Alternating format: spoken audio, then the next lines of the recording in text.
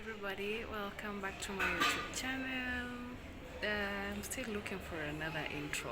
I don't know, this one sounds just so common, like everyone just says, hey everybody, welcome back to my YouTube channel. Okay, don't mind me.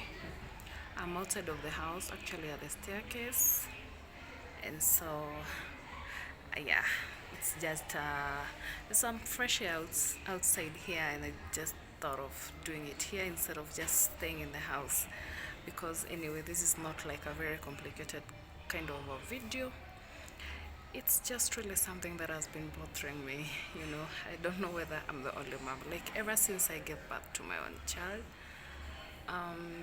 especially having lost a baby at 30 weeks in 2015. I realized how important it is to really have a child of your own, and to have a child who is healthy and stuff. And so I just don't understand the women who just neglect their kids. Don't get me wrong. There's some people who really are poor in the sense that they really don't even have a place to stay, right? And then there are also those mothers who really seem like they don't care about their children.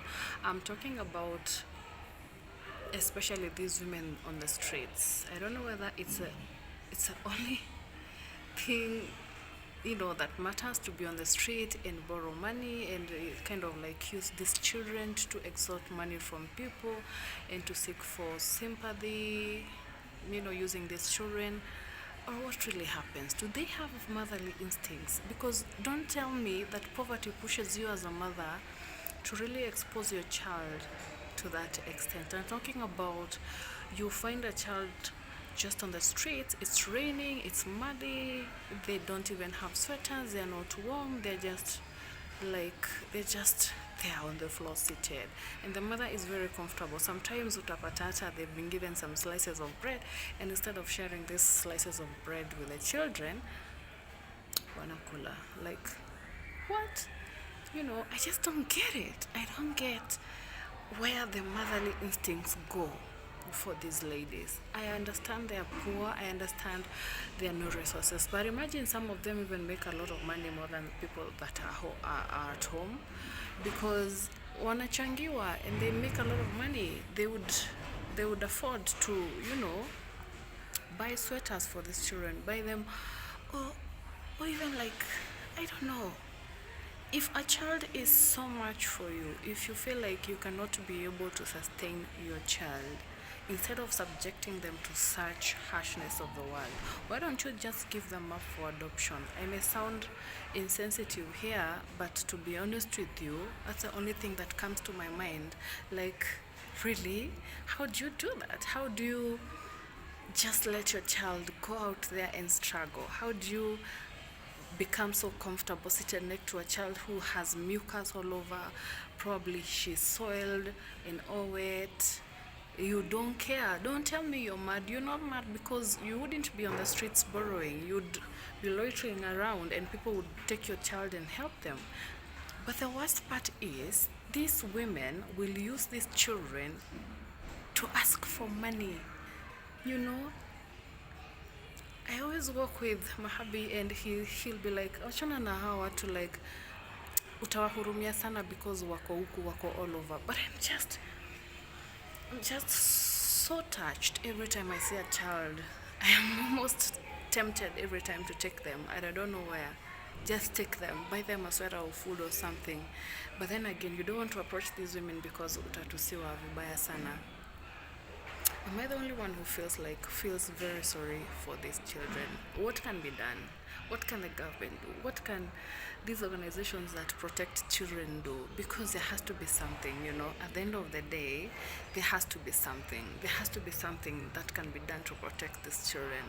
I find it very, very, very sad to see children sleeping on the streets. Like, what if someone just decides to create like a children's home or something, to just come pick any child that is found on the streets na wapelekwe huko? We see what these women will do. Tutaona wote wakiwafuata huko, because They're always thinking watatumia hao watoto wao kupata do. You know, it's really sad. It's freaking sad, and I can't understand, like, you guys. Oh my goodness, I can't understand. I don't know. I just hope that something will be done. I hope I'm normal to feel that way, because every time I see a child out there, mi ufikiria tu mtoto wangu, and I'm like, oh my goodness, what if this is my child? What if ni Tisiana wangu? Like, what would I do? What would I do? You know? Like, there's this one time, actually like 2 weeks ago, I was in town, and then I met this lady. Not even meeting, I was passing on a street, like hapo hivyo katikati walikuwa wanauza makina oranges and stuff, and then there's this very young baby, I think around 4 months or so, kamevalishwa varisho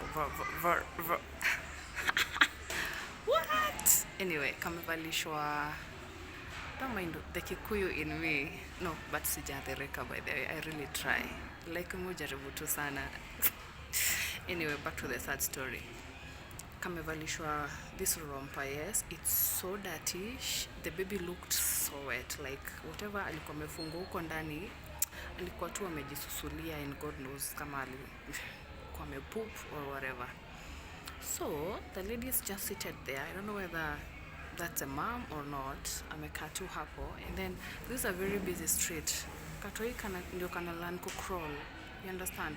So kana crawl tu hapa katikati kwenye watu wanapita, kana kanyango, wengine wanakasongesha.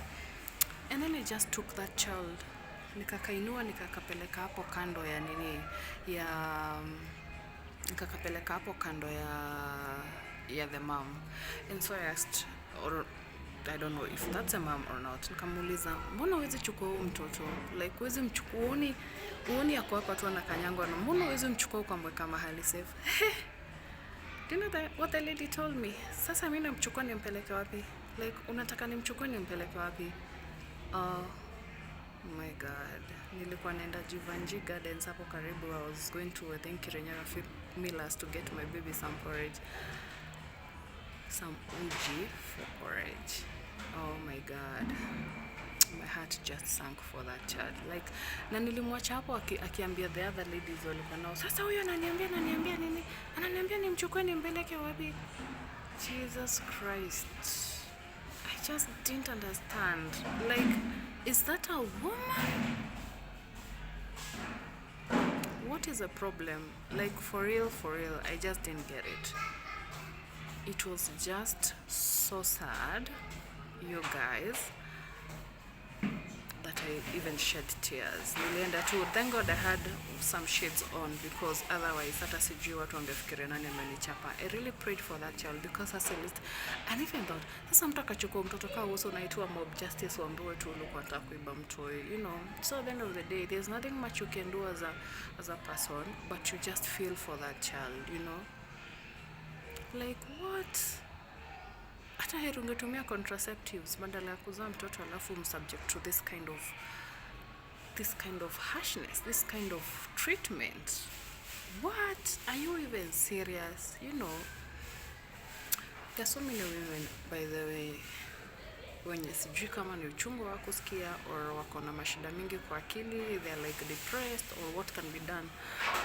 What training can be done to teach these women that it is important for a person to take care of their child, because that child hana mtu mwingine wa kumshughulikia. By the way, it's only you. It is only you who can shughulikia that child. Please take care of your child. And for those women on the streets, I really don't know what should be done, because there has to be a way. Lazima tu watoto wasaidiwe, you know. Like, I always tend to think, what if ukipatikana tu na mtoto kwa streets, unanyang'anywa mtu yeye anapelekwa children's home? Will you ever take your child there to risk your child being taken to a children's home or wherever? You know, there's a child crying. I hope they're being helped somewhere. And of course, as you can see, kuna watoto nyuma yangu. But I love babies, I really do.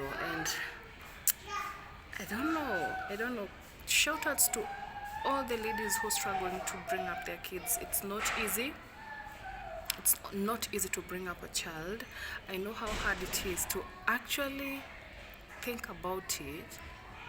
Is hard enough, but that does not mean because you're struggling to put up some food on the table and to buy that child clothes and stuff that you have to subject them to such bad treatments. I'm speaking to you women who think that children do not have rights because a child cannot talk, because a child cannot help themselves. You just feel like you have the right as a parent to treat them the way you feel like. Come on. That child has feelings. The only thing and the only unfortunate thing is how easy this idea, So I will have to go because some people are coming and they'll disrupt my video, but I hope that something can be done. I love you all. Subscribe to my YouTube channel and let's see where this goes. But I hope that really in future and very, very soon, these children will get some help. I love you. Bye bye.